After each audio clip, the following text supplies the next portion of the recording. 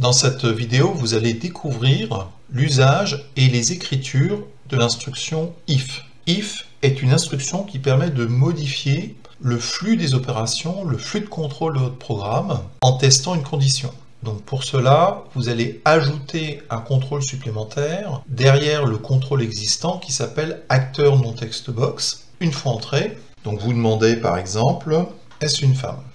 Et vous rajoutez un contrôle supplémentaire, donc vous allez dans View, tout en bas vous avez Toolbox, vous avez aussi un raccourci qui est CTRL ALT X, ça revient au même, et dans les Toolbox, vous double-cliquez sur Checkbox, et vous voyez ça ajoute un nouveau contrôle. Vous pouvez fermer Toolbox, et vous allez maintenant modifier les propriétés de ce contrôle, donc vous allez afficher les propriétés, là aussi vous avez un raccourci qui est F4, donc vous allez changer tout de suite le nom du contrôle, et vous allez mettre femme checkbox et le texte sera si oui, cochez la case. Donc vous voyez qu'ici vous êtes sur une police qui est Verdana Geneva, vous le voyez dans la barre, et vous sélectionnez le texte et vous basculez en Verdana Geneva. Alors concernant le contrôle, c'est un petit peu différent, vous sélectionnez ce contrôle et vous allez au niveau de l'apparence changer la police. Donc vous ouvrez Font et en face de Name, vous sélectionnez Verdana. Voilà. Cela vous permet maintenant de connaître le sexe de la personne et vous allez utiliser cette information pour modifier un petit peu le message qui est affiché dans Retour Label.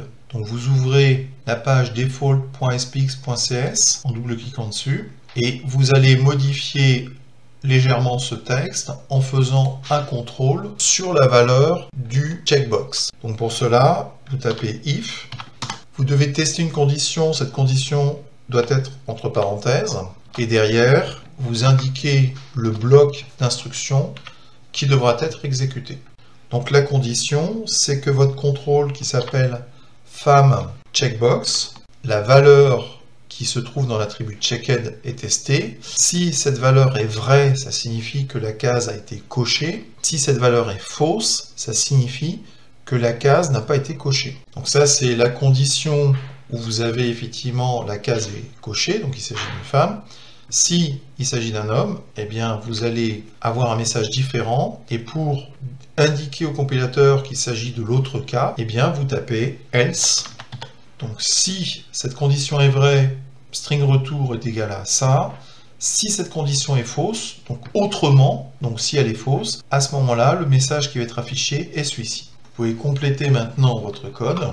Vous remontez cette ligne-là. Vous pouvez maintenant lancer dans Internet Explorer pour voir le résultat. Donc quel est le nom de votre acteur préféré? Est-ce une femme? Ok. Vous avez bien, c'est une actrice magnifique. Je change. Vous décochez cette case, vous cliquez sur OK et vous avez bien maintenant le message comme quoi c'est un acteur magnifique. Il est possible de condenser l'écriture du if. Bien, vous voyez l'écriture terminée du if condensé. En dessous, j'ai remis en commentaire l'équivalent avec la méthode d'écriture un petit peu traditionnelle, mais vous rencontrerez les deux de toute façon dans les programmes. Sachez aussi que le compilateur ne tient pas compte des espaces. Donc il est tout à fait possible d'écrire sous cette forme-là si vous trouvez que c'est plus lisible, de façon à bien voir dans quel cas vous êtes par rapport à la condition. La condition ici est vraie, la ligne en dessous elle n'est pas vraie. Donc c'est bien le sens de ce if. On peut le tester grâce à Internet Explorer. Voilà, très bien. Maintenant, vous dites parfait.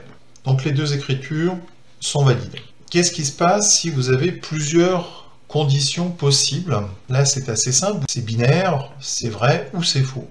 Eh bien, retournez sur votre page default.spx, affichez Solution Explorer et j'ouvre default.spx. Positionnez-vous derrière le contrôle checkbox, faites entrer. Supposons que vous proposez un service d'avoir la photo de l'acteur en question ou de l'actrice dans un cadre particulier. Eh bien, vous pouvez poser la question à l'utilisateur, quel style de cadre souhaite-t-il? Et vous proposez plusieurs styles de cadre. Vous en proposez 4 précisément. Pour faire la sélection, l'utilisateur doit choisir un des styles en question. peut pas choisir tous les styles, il ne peut en choisir qu'un seul. L'idéal est de choisir un radio-bouton. Donc vous double-cliquez sur radio-bouton, premier, deuxième, troisième, voilà. Donc vous avez vos 4 radio-boutons. Donc la première chose va être de changer le nom interne de ce contrôle. Donc vous appuyez sur la touche F4 pour faire apparaître les propriétés, et tout en bas, le simple, changer le second aussi, celui qui est un affichage sur le côté, un cadre carré et un cadre ovale. Et vous changez aussi le texte des radio-boutons. Donc sous apparence, ici, vous avez le texte, donc là c'est ovale, carré, de côté, sur le côté, simple. Il faut aussi indiquer au compilateur que ces 4 radio-boutons appartiennent au même groupe de radio-boutons. Pour cela, vous allez donner un nom au groupe pour chacun de ces radio-boutons. Donc sous Behavior, comportement, vous trouvez Group Name, et là vous l'appelez cadre. Voilà, et pour chacun des radio-boutons, vous le reprécisez. De cette façon-là, les 4 radio-boutons vont être traités de manière cohérente, autrement dit, vous n'aurez qu'un radio-bouton qui pourra être actif à un instant donné. Donc dans un premier temps, vous allez simplement faire le test sur les radio-boutons. Donc vous retournez dans la page de code behind, donc default.spx.cs, et maintenant vous allez pouvoir tester. Selon la valeur sélectionnée, vous allez afficher un message différent dans retour label. Pour l'instant, celui-ci va être en commentaire. If, qu'est-ce que vous souhaitez tester? Eh bien, c'est de savoir si le premier radio-bouton a été checké ou pas, a été coché ou pas. Donc le premier s'appelle simple radio-bouton.checked. Et vous mettez retour label.txt. Voilà, donc là vous avez effectivement le choix du radio-bouton simple. Par contre, qu'est-ce qui se passe si votre utilisateur sélectionne maintenant sur le côté ou carré ou ovale? Eh bien, vous allez pouvoir tester les autres cas en rajoutant la condition else et sinon si, puisque dans l'exemple précédent qui est juste au-dessus, c'était binaire, c'était soit l'un, soit l'autre. Là, il y a encore 3 autres possibilités, donc il faut rajouter sinon, si, et vous testez à nouveau. Cette fois-ci, c'est côté radio-bouton. Si la valeur est vraie, c'est le cadre sur le côté qui est sélectionné. Et vous continuez.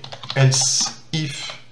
Cette fois-ci, vous allez tester si le choix du cadre carré a été bien fait. Donc le cadre carré est sélectionné. Dernier cas, parmi les choix possibles, c'est le cadre ovale. Donc else, if.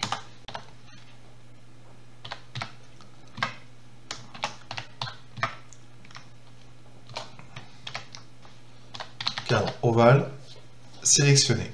Ce code n'est pas tout à fait terminé puisqu'il reste encore un 5e cas, c'est l'utilisateur qui n'a fait aucune sélection et à qui on demande impérativement de faire une sélection. Donc là, vous pouvez rajouter la toute dernière condition. Sinon, eh bien, vous allez dire merci de sélectionner un cadre. Vous pouvez tester. Quel style de cadre de photo souhaitez-vous? Je n'en sélectionne aucun, je fais OK. Merci de sélectionner un cadre. Très bien, je sélectionne simple. Cadre simple sélectionné. Sur le côté sélectionné. Carré. Ovale.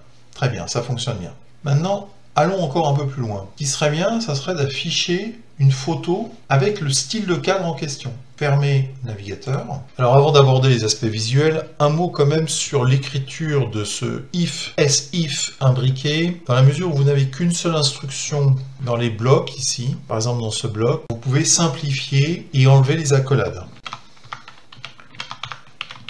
Ça rend pas le code beaucoup plus sexy, mais au moins ça a l'avantage d'être un petit peu plus simple à maintenir. Ceci étant dit, j'ai préparé des photos que je vais rajouter dans mon projet sous le dossier photo.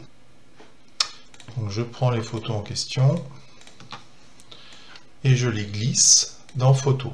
Elles sont bien là. Et donc maintenant, il suffit de rajouter un contrôle image dans le formulaire.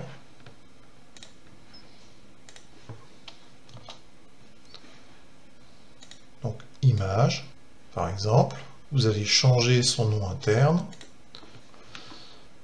Parfait. Vous retournez dans le code C#.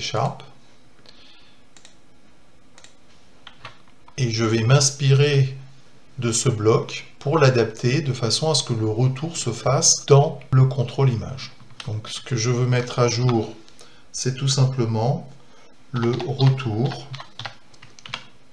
image et plus précisément la propriété image URL qui va être égale à photo et le nom de l'image correspondante. Donc quand vous avez besoin dans un chemin d'indiquer des sous-dossiers, etc., eh bien, vous mettez 2 fois la barre oblique. La barre oblique est en réalité ce qu'on appelle une barre d'échappement qui sera vue un petit peu plus tard. Retenez simplement qu'il vous faut 2 barres obliques quand vous décrivez un chemin. Voilà, et il suffit d'indiquer. Ici, c'est côté. Et il ne vous reste plus qu'à tester.